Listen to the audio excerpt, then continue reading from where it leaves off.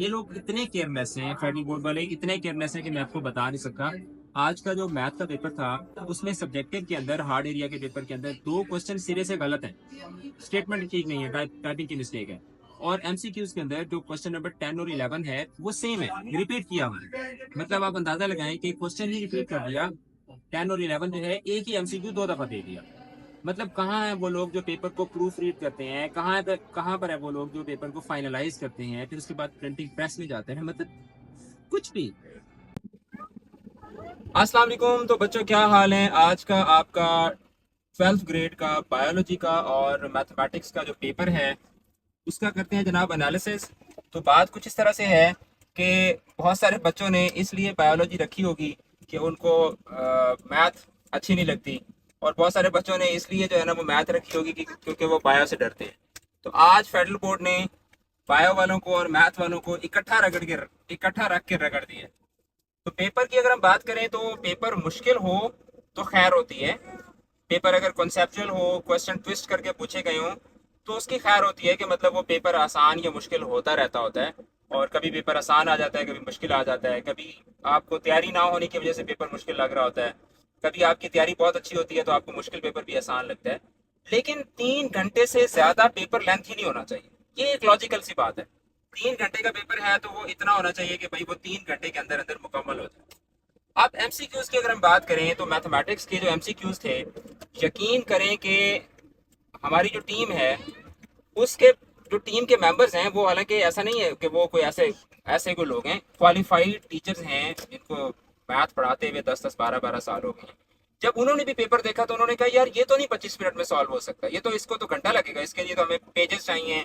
Page पे हम हर question को अटेम्प्ट करेंगे, फिर उसका जवाब निकालेंगे, फिर उसके बाद इसका आंसर सॉल्व होगा। इसी वजह से की जो है आज की लेट भी हुई है।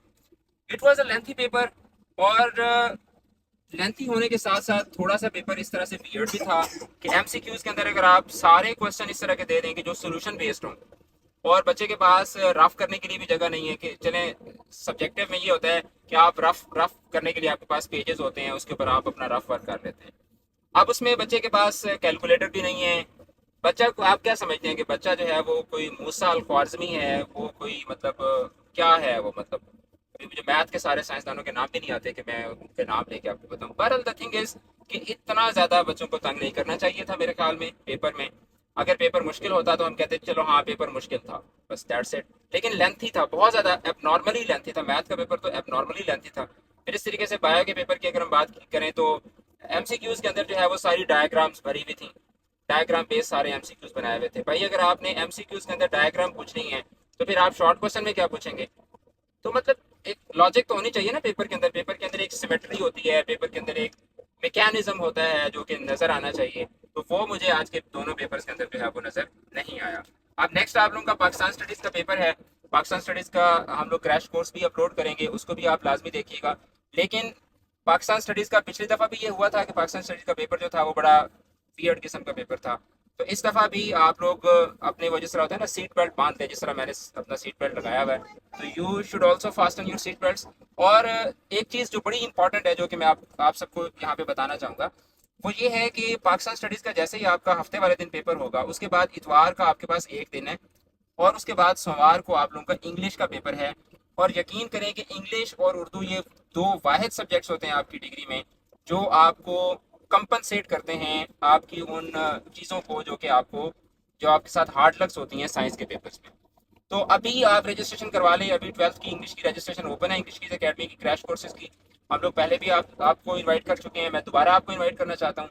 आप ये क्रैश कोर्स लाजमी ज्वाइन करें, क्योंकि ये क्रैश कोर्स आपकी इंग्लिश की जो प्रेपरेशन है, आपके पास ऑलरेडी टाइम नहीं है, छुट्टी है ही नहीं आपके पास इंग्लिश में, तो आपकी प्रेपरेशन को ना सिर्फ बूस्ट अप करेगा बल्कि आपको फैसिलिटेट करेगा, और आपको इस अंदाज में इंग्लिश पढ़ा दी जाएगी कि आपको आपका वो जिस तरह होता है ना कि दुख ही दूर हो जाएगा। आपको ज्यादा खपना ही नहीं पड़ेगा, आपको हर चीज प्रिपेयर करके आपको कुक करके आपके सामने रख दी जाएगी, आपने सिर्फ उसको क्या करना होगा, खाना होगा। तो हम लोग बेसिकली जा रहे हैं अपने एक फेवरेट पैच को देखने। हम आपको वो पैच भी दिखाते हैं जो कि मेरा, आप कह सकते हैं कि इस्लामाबाद का जो लैंडस्केप है उसके हिसाब से वो एक फेवरेट पैच है। तो ये जब आप शक्करपरियाँ की तरफ आते हैं तो शक्करपरियाँ वाला जो बाईपास है, उससे ऊपर आप शक्करपरिया की तरफ चले जाते हैं, और वहीं से जब आप मरी रोड के लिंक की तरफ निकलते हैं, पुराने स्टेडियम की तरफ जाते हैं, तो रास्ते में एक छोटा सा पैच आता है, वो मैं आपको दिखाता हूँ।